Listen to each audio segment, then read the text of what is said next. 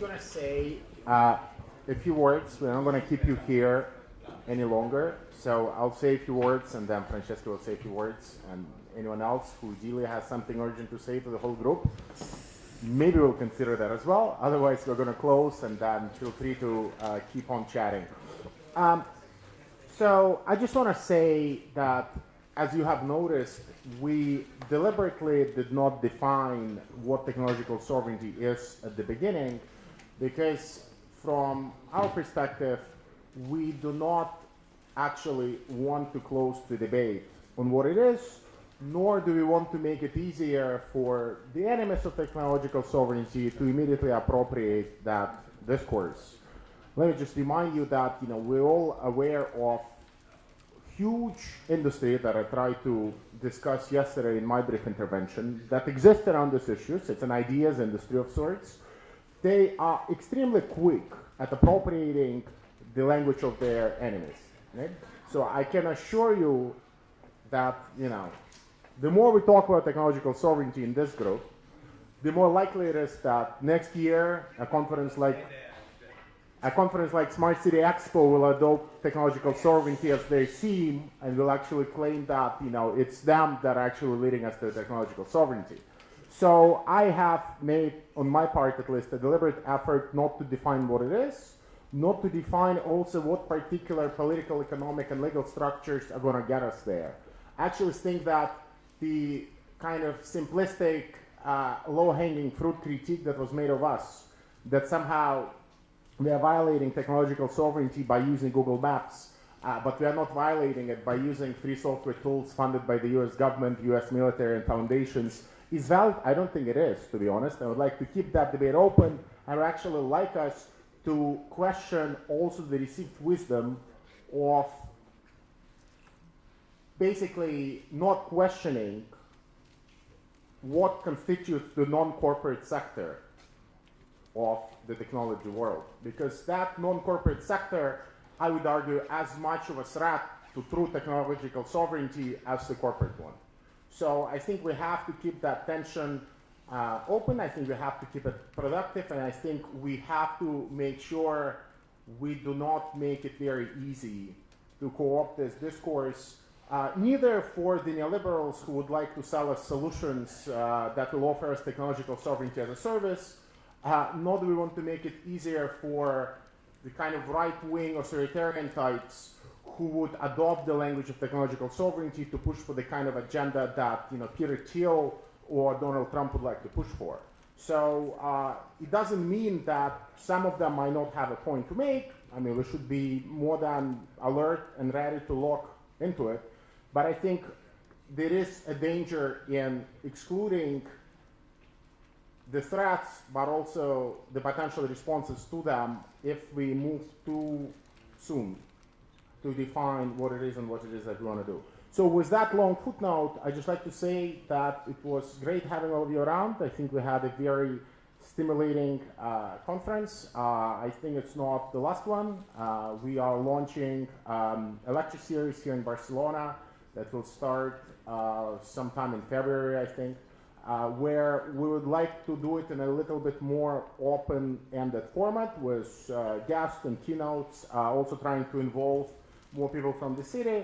I think we'll be doing a few other things, studies, papers, and whatnot. We'll try to keep all of you in the loop. I think clearly we hope we are going to also see more happening at the level of the city itself. Francesca might get into it or not in her remarks.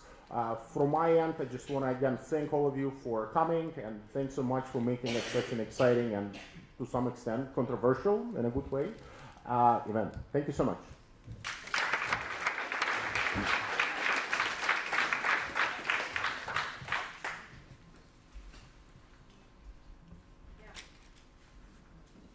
Yes.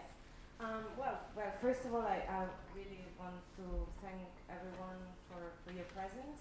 And I mean, for me, it has been really a privilege. I learned a lot from these 2 days. I think it's been intense 2 days. Do this kind of sessions where you debate different topics pretty intensively, open up to a conversation. I think we're learning also how to structure this kind of knowledge in a way that can be shared and can be integrated in our practices and in what we do. For me, it remains really important. I mean, not only what Evgeny says, that not defining strictly, but really leave it open, because I really feel, and I have to come back to Dan Schiller, I think really good lecture when he says, for me the digital is about the political economy of current capitalism. And we are trying to investigate it, we are trying to create tools and spaces, political spaces, and methodologies and structure, and to investigate it. I think for me it's been really enriching to have a more historical perspective, to have a geopolitical analysis, to have an economic analysis. I mean, I think when we're talking about technological sovereignty, we really mean to bring together the geopolitical, the economic, and then the struggles. That clearly is always, we are reminded that any sovereignty is a set of struggle, which means it has to be constructed. And that's why it is very important, I think, as an attempt. I mean, we were discussing, is this alchemic thing we're trying to do, bringing together a variety of people with very different backgrounds, and that are engaged in very different networks. I mean, we have academic types, we have social movement activists, we have policymakers, we have even like policymakers at different level, ministry, local level, I think from a variety of disciplines. And it's always, I think, a challenge when you're trying to connect this kind of different knowledge and propose some form of investigation of what's happening. And it is clearly true, and I take some remark from Anna, which is always very good in proposing methodology for action. When we were thinking, when we started in London, the first time we held this symposium in the Ecuadorian embassy, I really want to remind that Julian has been the initiator of this kind of he was hosting the first event, which was co-initiator. Okay. And I mean, in a political prisoner, from a situation of being a political prisoner, and I think for us an example of the new practices that we have to develop for information self-determination, but even beyond that.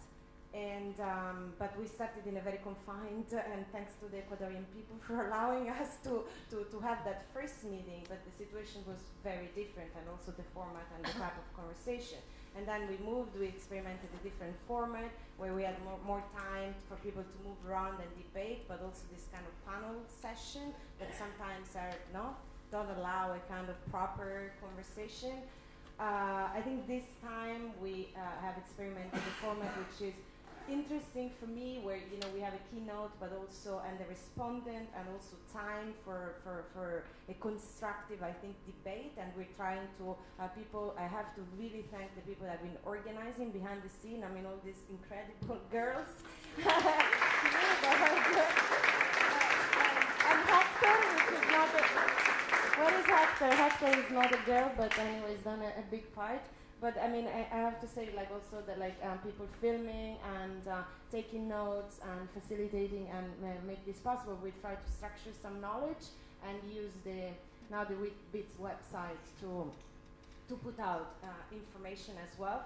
But I wanted to get to the point that we also want to experiment with different formats. So for instance, Anna made a suggestion of how can we make this more practical, which also comes back to some of the points here, linking it back, for instance, to some policy problems or actual problems of social movement in a context like Barcelona now. That is clearly an opportunity, because I mean, we have a rebel city that's happy to host this kind of things. I think this is an exception. I mean, we'll maybe find more rebel cities that want to host these kind of things, or rebel governments, or other organizations. But I think there is also going to be more space for this kind of working group, tables of where we actually get more practical knowledge out. I think also Andres has done some very practical inputs. For instance, we need to change contracts, we need to change standards, we need to create common infrastructure. I mean, we need to build a practical knowledge as well that would allow us to continue to strengthen these movements.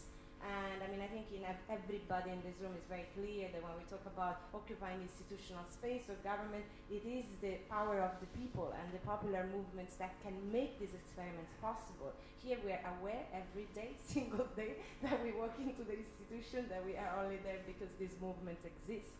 And so it is obvious that we need to continue to strengthen our capacity to analyze power, but also to practice counterpower, yeah? And these things have to go together. So I think how we do that, it's going to be a matter of understanding what works together. And then again, I think just to end, for me, it is also, I have to say, I'm very happy we have people from Ecuador and Venezuela here, which also have taught us a lot about, you know, how you can be inside the institution, representing popular movements, and inside try to understand how the system works by practicing it, no? And now you have a very robust knowledge of things that can be done, and we don't have to always start from scratch, no? We have to build on what people have been experimenting and trying and doing, and strengthen these practices in different contexts. And I think that's also why this network is important, and that's why it's important it's global. And on the academic side, I also have to say, I think we're very, very privileged to have academics here that don't want to be in the tower of academia where, you know, you're pushed to do irrelevant research agenda, but that you really kind of take that knowledge and share it with people that have problems on the ground that for a lot of academics are not interesting. Because I have to be honest, like Anna says it many times, she said, we need help here. Why don't you guys help us? It's true, we all the time say we need help.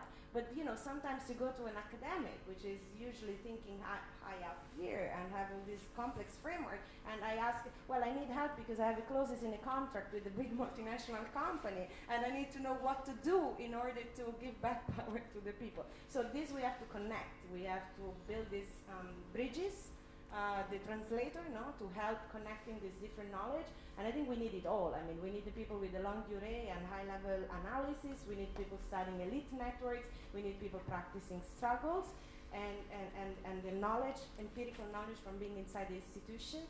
And I think we're experimenting on how to connect it and make it useful for progressive projects. And so hopefully we can continue in this thinking about how to make it work together.